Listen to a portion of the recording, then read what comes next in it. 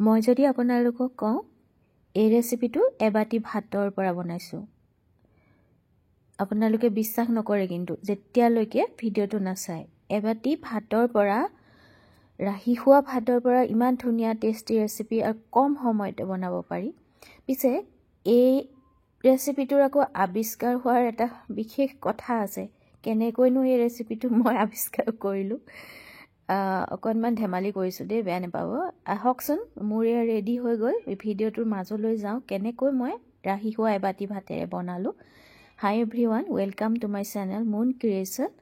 আৰু এয়া লৈ লৈছোঁ ৰাহি হোৱা ভাত, এবাটি লৈ লৈছোঁ দেই। এতিয়া ইয়াতে মই এড কৰি দিম পালেং আৰু গাজৰ, বিলাহী, পিঁয়াজ, জলকীয়া, এইকেইটা দেখুৱাই লৈছোঁ। শাক পাচলি দেখিয়ে নাভাবিব সকলোতে শাক পাচলি এড কৰোঁ। ল'ৰাই মোক কয়, মা তুমি সকলোতে আজিকালি লুকুৱাই লুকুৱাই ভৰাই দিয়া বুলি। সঁচাকৈ প্ৰতিজনী মাকেই সন্তানক অকণমান হেল্ডি হোৱাটো বিচাৰে, নহয়নে? মই এই ৰেচিপিটো আৱিষ্কাৰৰ কাহিনীটো কওঁতেও গম পাব ইয়াতে মই হেল্ডি ইনগ্ৰিডিয়েণ্টছখিনি কিয় ভৰাই দিছোঁ। পালেঙো মিহিকৈ এনেকৈ কুটি লৈছোঁ আৰু বাকী গোটেইখিনি বস্তু মিহিকৈ কুটি ল'ম। ইয়াতে আপোনালোকে বিটো ৰুকি দিব পাৰে বা এনিথিং যি দিব খোজে, ধনিয়া দিওঁ বুলিলে দিব পাৰে। আচলতে ল'ৰা ছোৱালীয়ে কেতিয়াবা কয়নে, মা ভাত খাব মন নাই, কিবা এটা খাবলৈ মন গৈছে, ভাত কিন্তু নাখাওঁ। তেতিয়া মোৰ আকৌ গাটো বেয়া, গম পাইছেই, ভইচটো কেনেকুৱা হৈছে গম পাইছেই নহয়। মোৰো বনাবলৈ বৰ বিশেষ মন নাই, পিছে নবনালেও নহয়, গৃহিণী যিহেতু, আৰু সেইকাৰণে ময়ো অকণমান মানে ইনষ্টেণ্ট আইডিয়া লগালোঁ যাতে ভাততে কিবা এটা কৰিব পাৰি। আৰু সেইকাৰণে গাজৰ ৰুকি ল'লোঁ, এয়া বিলাহী ধুনীয়াকৈ মিহিকৈ কাটি ল'লোঁ, গাজৰ, পালেং, বিলাহী, পিঁয়াজ কাটি ল'লোঁ দেখিলেই। আৰু এতিয়া এটা বাউল লৈ সেই ভাতখিনি ইয়াতে দি দিম। আপোনালোকে এনেকৈ বনাইছেনে বাৰু ভাতৰ সৈতে? একেবাৰে সহজ আৰু দেখিলে এনেকুৱা লাগিব ইমিডিয়েট বনাই খাব পাৰোঁৱেই দেখোন। আৰু জৰুৰী নহয়, আপোনালোকে যদি ভেজিটেবলছখিনি স্কিপ কৰিব খোজে, মানে নিদিওঁ বুলি ভাবে, নিদিব। আৰু এটা ডিম এনেকৈ মই এটা এক্সট্ৰা বাটিত ভাঙি লৈছোঁ। এনেকৈ ডিমকেইটা কিয় ভাঙিছোঁ এক্সট্ৰা বাটিত জানেনে? ডিম বেয়া ওলালে গোটেই ভাতখিনি নষ্ট হ'ব, আৰু সাধাৰণতে সেইটো সাৱধানতা ডিম ভাঙোতে অৱলম্বন কৰিব লাগে।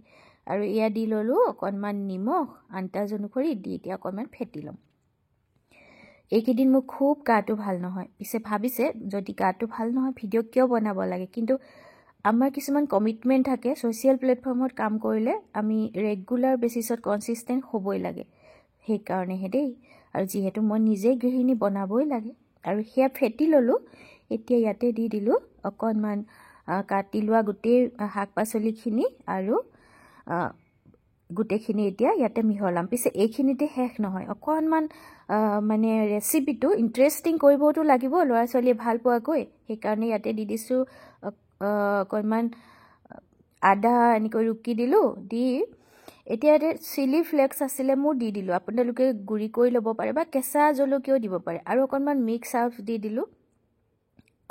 পিজ্জা দিয়া ছিজনিং থাকিলেও দি দিব পাৰে। আৰু এয়া দেখিছে নহয় কৰ্ণফ্ল'ৰ 2 চামুচ কেলৈ দিছোঁ বাৰু, নিদিলেও হয়, অকণমান বাইণ্ডিঙৰ কাম কৰে। মানে যিটো পদ্ধতি ৰেচিপিটো বনাইছোঁ, ৰেচিপিটো একেবাৰে এটা এটা মানে পিঠাৰ নিচিনা হৈ যাব, মালপোৱা পিঠাৰ নিচিনা ফুলি ফুলি যাব আৰু ধৰি ৰাখিব। সেইকাৰণে এতিয়া ধুনীয়াকৈ মিহলাই ল'লোঁ। একদম এটা ইজি আৰু ফটাফট বনাব পৰা ৰেচিপি। ঘৰত যদি ৰাহি ভাত আছে, আগবেলা বনোৱা যদি ৰাহি ভাত আছে, ভাত আৰু ৰাহি বুলিলে একেবাৰে আৰু মানে বহুত ঘণ্টা মানে থকা ভাত আৰু নল'ব দেই, সেইবিলাক আকৌ ভাল নহয়।